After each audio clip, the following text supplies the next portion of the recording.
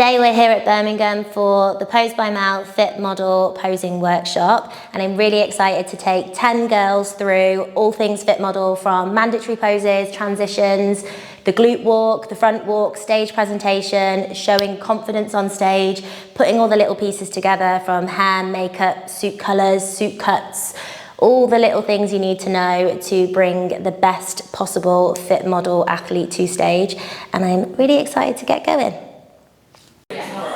This cut might be too big for you because it's a medium, but I didn't know if you'd want cups or... I might just need to tighten. So think bikini 2015. I'm sure most of you already know this because you're interested in Fit Model. But today's a good day particularly because we've just had the first pro show, so we know what the standard is, not just looking at actually Colt Walser from 10 years ago. So Emily Chanel is the one who's just won. If anyone, I don't know if you don't. Some people might know, some people might not. But she is full without pushing the limits of muscularity, but also nothing jiggles. So you want to think you've got to be lean enough without showing lines and without showing a ham tie-in, because there is no ham tie-in. However, they say no ham tie-in, but sometimes you will see a little bit of something going on. It's just no full tie-in. There might be shadowing, you know, a little bit of a line. And no overpowering delts, no striations, no splits in your quads when you walk in, that sort of thing. And this, some people will have splits in their quads from having muscle there, right? The way that you can not show that can just be the way that you pose. So everything with Fit Model, when it comes to criteria, whether you've got too much muscle, on the line of muscle, not enough muscle, you can manipulate how you look with how you pose. So things like the quads, for instance, you wouldn't dig your toe in as much because that's going to show more quad. That might show more separation. So that's it as a whole. The bikinis are obviously, we'll go through it all as we go, but the bikinis are different to bikini, as you can see. They're one colour, they're no sparkle, the coverage is bigger at the back. People were pushing it last year and now they've made us go back to 50%, which is sad, but it is what it is.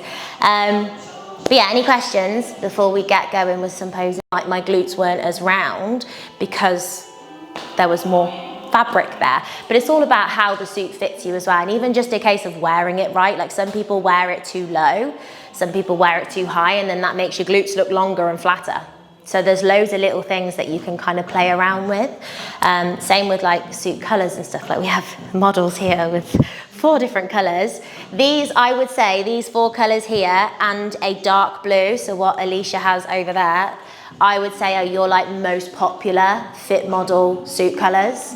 Like, they, to me, look the best on stage because they're super bright, and pinks as well, like a different pink, like a magenta.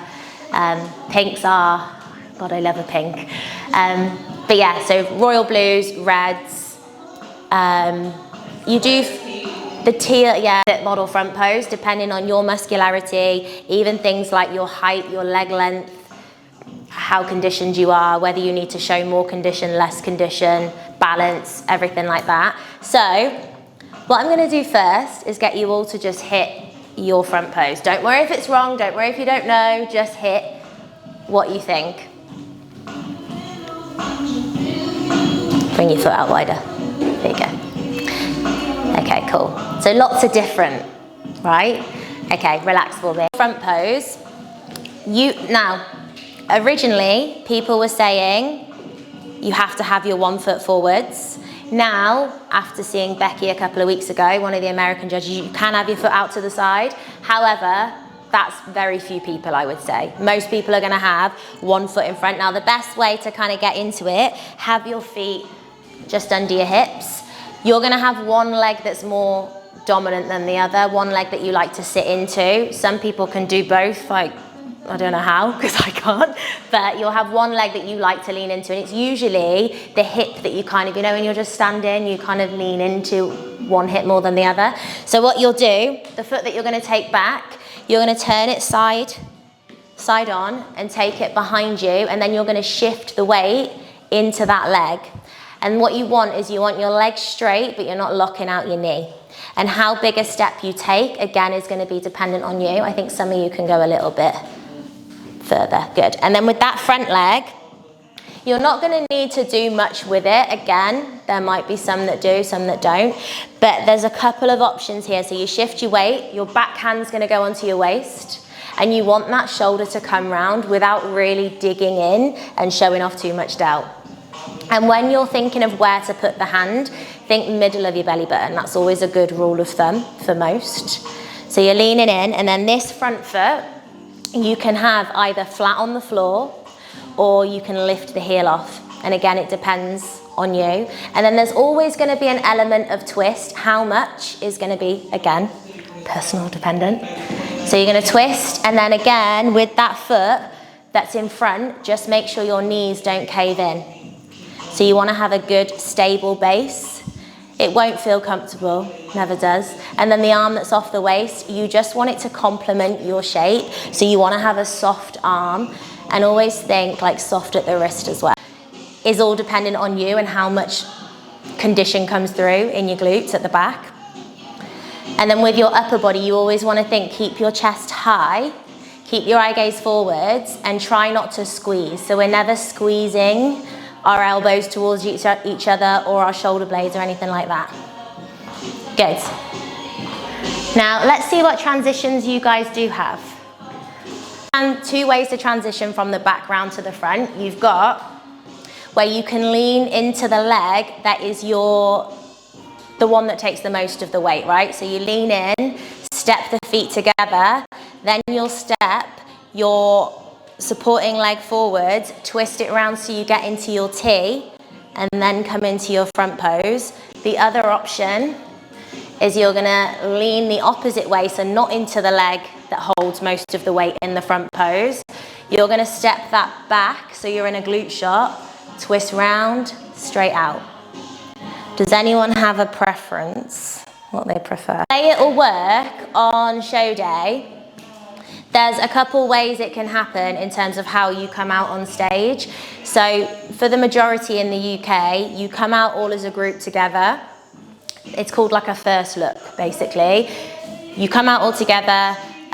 They might turn you once, maybe, they might not, and then they'll put you to the diagonal. Then you'll do your individual, and then you'll go to the diagonal again, and then they'll do call outs, depending on, you know, how many competitors are in a lineup. Depends on how many call outs you get. You get a first call out, second call out, third call out. You don't really get like things like third call outs in the UK or in amateurs unless it's like mega busy. But first call out is what I'm assuming everybody wants, right? Oh.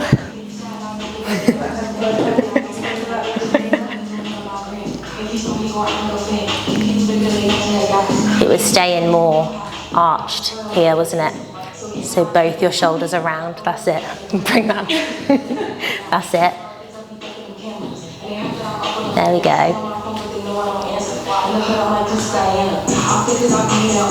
So when you're there, you're pushing back more here and keeping your glutes centered. That's what we changed. As you bring it in, yeah, that's it. Step round. Yeah. Good. Step, twist. So when you're there, good. Nice. Good. Come on over. Doesn't need to be perfect. Nothing needs to be perfect. It's fine. Good.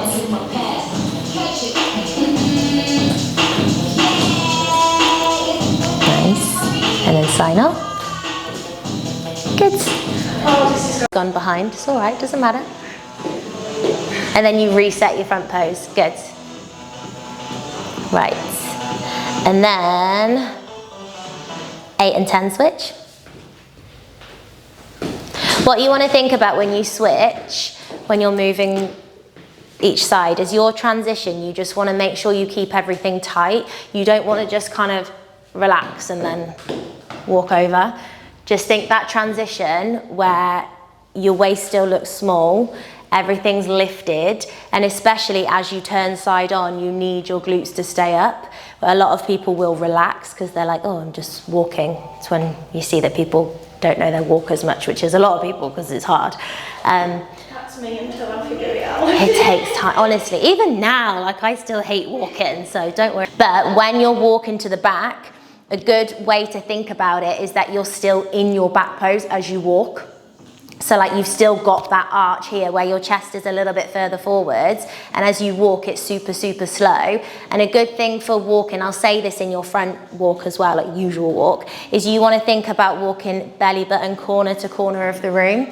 It's not really about crossing your feet over, it's about twisting your hips. And the way to twist your hips is, if you think stay nice and tall, and corner to corner is where you're going. And it's the same thing with your back walk, it's just super, super slow. So you're thinking keep your chest forwards but lifted, keep the arch, and then it's slow and smaller steps, and then straight into your back pose. You don't want to have to get here to then step in. You don't want to have to stumble to get into your back pose. It wants to be seamless where you do a couple of steps and you're just bringing one leg out to hit it. Does that make sense? Should we do a bit of walking? There, hold. I want you to twist here more. Stand up taller. Taller, taller, taller, taller. There. Now arch more, but lean back a bit. And then twist your waist that way to there.